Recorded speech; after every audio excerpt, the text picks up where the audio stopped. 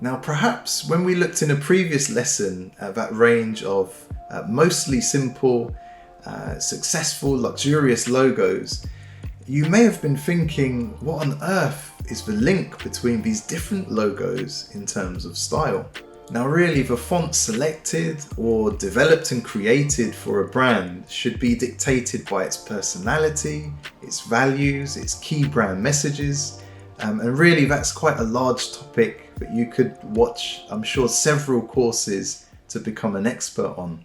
So there are really no right or wrongs there. Some styles will be appropriate for some brands for different reasons. But once decided, these factors, these brand values, the brand's personality, it should be conveyed in a very clear, deliberate way. For example, if a logo type is to be light and elegant, it should be noticeably light and elegant. If it's to be bold, it needs to be noticeably bold. If it uses a high contrast, if it's either very modern or traditional, if its spacing is quite tight or it's deliberately loose. Whatever the case, a luxury brand shouldn't really sit on the fence as if it's unsure of itself. There should be clear, deliberate decisions in terms of its style. And this in turn gives off a sort of a sense of confidence. And perhaps we could illustrate that if you think of a handshake, a weak, unsure handshake versus a very firm, confident handshake.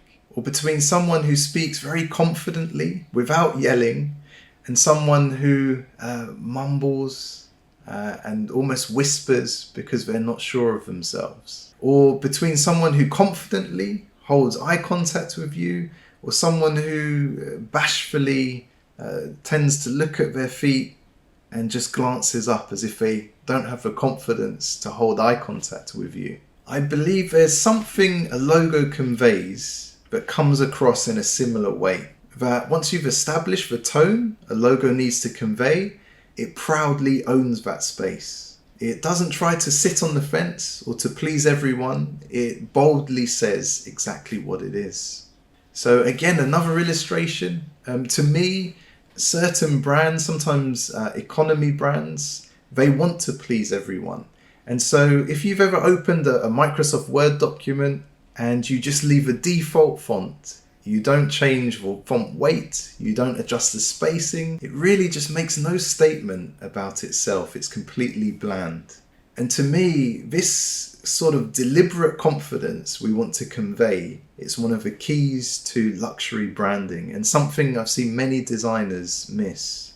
It's the complete opposite of keeping all the defaults. It's deliberately, boldly customizing something so that it does exactly what you intend it to. And if you look at successful luxury brands, they tend to do this very well.